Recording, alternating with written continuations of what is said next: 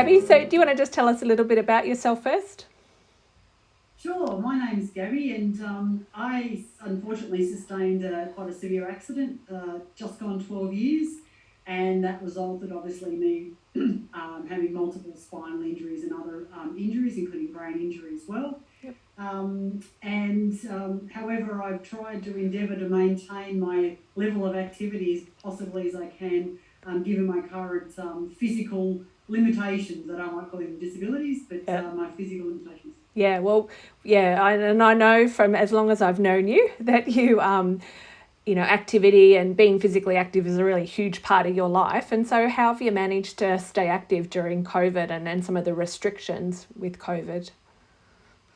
Oh, that's a very good question. Look, it's been tough, and probably people that know me well would find that quite surprising for me to actually come and go, oh, it's been tough, because I'm usually very positive, but just looking outside the square. So I've also been limited during lockdown because I've had bilateral upper limb injuries, so I haven't been able to ride my modified bike outside. It's not safe, so I set it up in the lounge room floor. My cleaner's quite aware that she needs to go around it, as well as setting up a bit of a Pilates type studio in my place. So that's made it really good. So I've got a bit of variety, and I haven't had the luxury to even, not that I can go out for a walk, but go out for a roll in my wheelchair because of those upper limb injuries. So doing everything inside has been really important.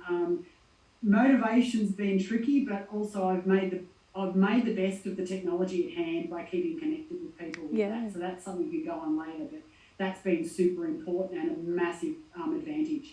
Yeah, so how have you managed to stay connected to keep that motivation? So with Pilates, for example, do you just do that yourself, or are you connected? Well, both actually. We've had a Zoom class, which is great because you're not in the same room, but you're in the same virtual room, and we usually have a quick chat hello when we come into the room.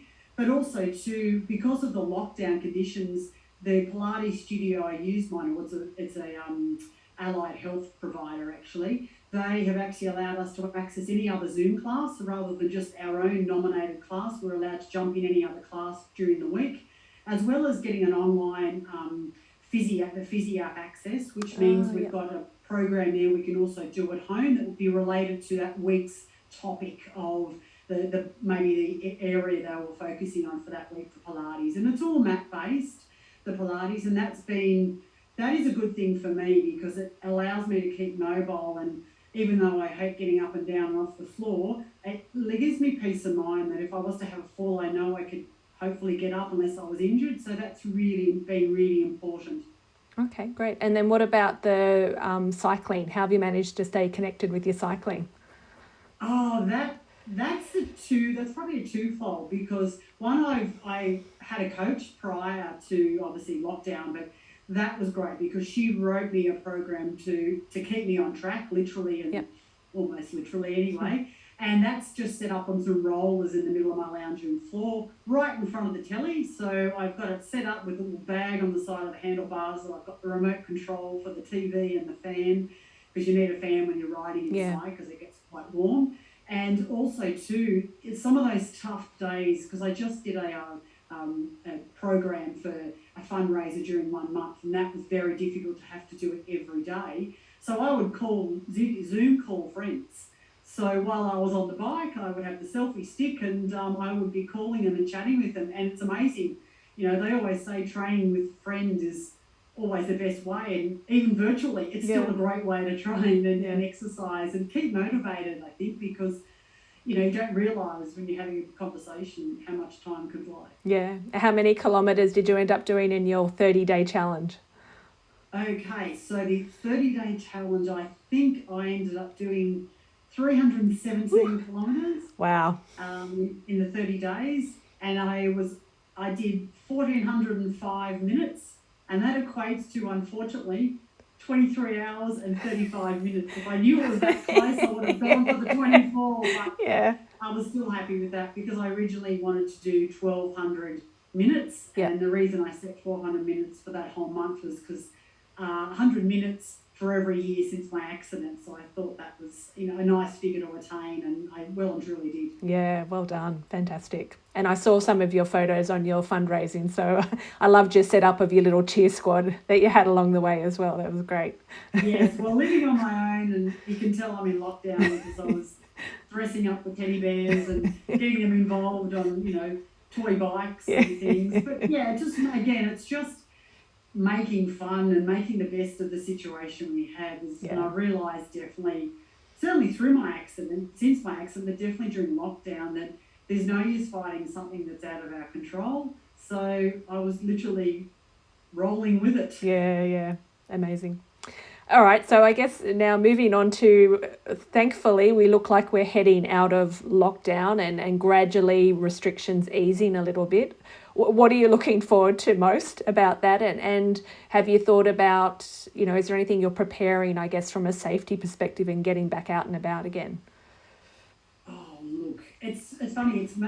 I think it's made us realise that we really value those things that we took for granted. So for me, big thing is I've missed catching up with friends, going for a body surf early morning. And because of COVID, that was only stopped, because even though it's a beach, I could easily attend.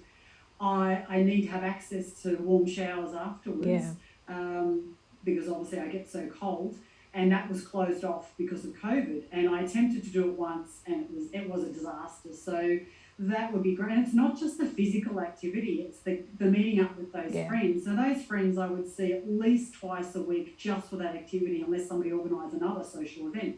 So I've been without catching up with those people for nearly 2 years. It's been really hard for someone we're quite close. So that's really something I'm looking forward to. And just being able to ride outside. So that would be great. And that's partly been because of the injuries I've sustained. Yeah. But it's not just the riding outside, but it's the catching up with other cyclists that I know, and it's always the obligatory coffee afterwards. That's the best thing. And again, somebody that lives on her own, that's really important. Just that catch up, and you talk about everything else but cycling. It's just really chit chat. It's fantastic. So just those simple things I've been looking forward to, and getting back to again more connection, real life connection with people, like wheelchair basketball. That's been all cancelled as well. So that would be awesome to get back to, or even the pool. As much as I don't like the pool, it's a bit boring when I've got access to an ocean, but that would be great, because the physical benefits of just getting in the water, whether you're just standing in it, is just amazing. And I learned that it particularly became really important post my accident. And you know that you hunted down a pool for me, and that was just a light bulb moment for me. Yeah. So do you think you're going to be physically ready to go out and start doing all those things again?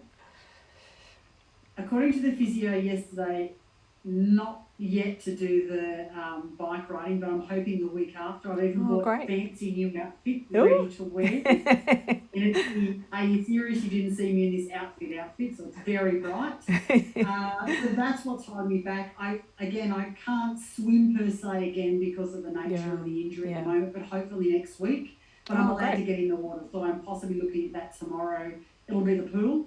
But I think the fact that I'll have somewhere different to be that's outside, and I'm such an outdoors person. So, and then obviously when the upper limb gets better and safer, there's certainly a couple of events they're looking at running that they're starting to post out. So there's one in December. It's probably a bit soon, but I may have to look in maybe March. There's another one in March, a cycling event I look at. Oh, great. Hills, no doubt. I know you love your hills. Always, it has to be, because I'm not fast, so I might as well, I don't mind going slow up a hill if I know you get to go down, because usually if you go up, you get to go down. That's the best bit. It's like the dessert at the end of the meal. That's the best. Oh, thanks so much, Gabby, for always sharing your experiences.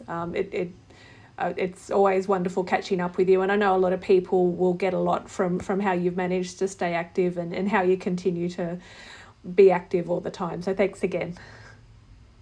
You're welcome. With me, I'm always happy to help anybody get off the couch.